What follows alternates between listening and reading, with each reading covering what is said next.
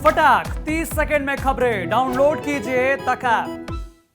नमस्कार, स्वागत है आपका यूपी तक में। मैं हूं कुमार अभिषेक। आज चुनाव आयोग ने उत्तर प्रदेश चुनाव का भी ऐलान कर दिया। देश के 5 राज्यों के साथ साथ 7 फेज में उत्तर प्रदेश के चुनाव होंगे। 10 फरवरी से शुरू होकर 10 मार्च को मतगणना के साथ ही चुनाव खत्म हो जाएंगे। 10 मार्च को रिजल्ट आएगा और रिजल्ट आने के साथ साथ यह तय हो जाएगा कि उत्तर प्रदेश में किसकी सरकार बनेगी। चुनाव आयोग ने आज जो प्रेस कॉन्फ्रेंस चुनाव आयोग ने की है, इस पर चर्चा इस वक्त खूब चल रही है।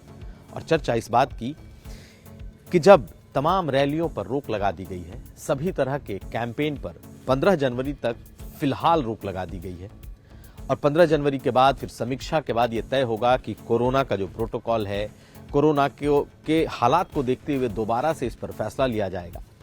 ऐसी स्थिति में अगर कोरोना के इस संक्रमण के दौरान ही चुनाव होते हैं तो आखिर ये चुनाव कैसे होगा। चुनाव आयोग ने इस बार virtual rally, digital rally, social media और ऐसे माध्यमों के सहारे के साथ चुनाव लड़ने की बात कही है। पॉलिटिकल पार्टियों से कहा है कि वो अब वर्चुअल रैली पर जाएं, वो अब सोशल मीडिया पर जाएं, लेकिन अब बड़ी रैलियां शायद ना हो पाए। और बड़ी रैलियां तब होंगी जब कोरोना बिल्कुल उतार पर होगा या फिर कोरोना का जो संक्रमण है वो कम होगा। जिस तरीके से कोरोना का संक्रमण बढ़ता जा रहा है, ऐसा लगता है कि तमाम पार्टियों को कोरोना के इस तीसरे लहर के दौरान वापस वर्चुअल रैलियों पर ही आना पड़ेगा। और आज जिस तरीके से अखिलेश यादव ने इस बात की चर्चा कर दी कि अगर वर्चुअल रैलियां होती हैं, अगर लोगों को सोशल मीडिया का सहारा लेना पड़ता है, अगर डिजिटल रैलियां होती हैं, तो इसमें बीजेपी भारी पड़ेगी और छोटे दलों को, खासकर रीजनल छोटे दलों को इसका नुकसान हो सकता है। यह एक तरीके का कबूलनामा था और इसके जवाब में स्वतंत्र देव सिंह ने भी ट्वीट कर दिया। यानी कि अगर आप पिछले 1-1.5 महीने के कैंपेन को देखें तो इस वक्त तक चुनाव की शुरुआत होते होते बीजेपी और खासकर प्रधानमंत्री मोदी अपनी तमाम बड़ी रैलियां पूरी कर चुके हैं, जो उनकी सरकारी रैलियां थी। लेकिन अब जब पॉलिटिकल रैलियों की बात शुरू हो रही है तो कोरोना का संक्रमण इस कदर बढ़ गया है कि अब इसे रोक दिया गया है। जैसे ही चुनाव का ऐलान हुआ, सभी पार्टियों ने अपने अपने दावे करने शुरू कर दिए। समाजवादी पार्टी ने अपने ट्विटर हैंडल पर लिखा 10 मार्च बीजेपी साफ। बीजेपी ने भी लिखा 10 मार्च सपा साफ और उसके बाद बसपा ने लिखा 10 मार्च सब साफ।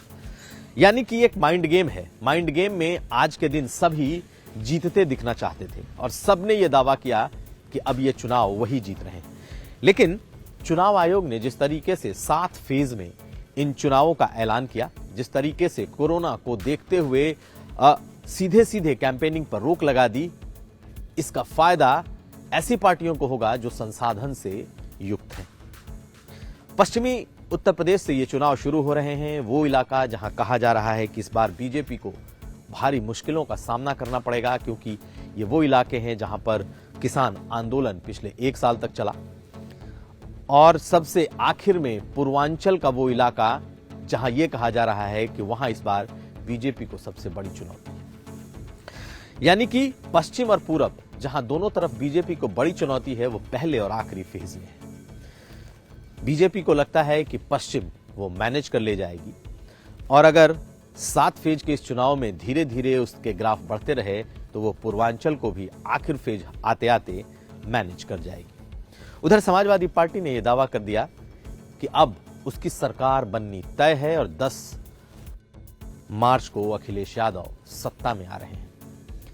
फिलहाल तमाम लोगों के दावे और माइंड गेम के बीच अब यह देखना लाजमी होगा कि यह चुनाव कैसे होता है, क्योंकि सभी पार्टियों के चुनावी प्रचार पर एकाएक ब्रेक लग चुका है और अगर यह ब्रेक हटता भी है तो अब दोबारा से वो चुनावी मूड बनना कम से कम फील्ड में बड़ा मुश्किल है। दूसरी बात यह कि क्या पॉलिटिकल पार्टियां चुनाव आयोग की इन बातों को गंभीरता से लेंगी, मानेंगी, क्योंकि यहां पर सबका सब कुछ स्टेक पर है।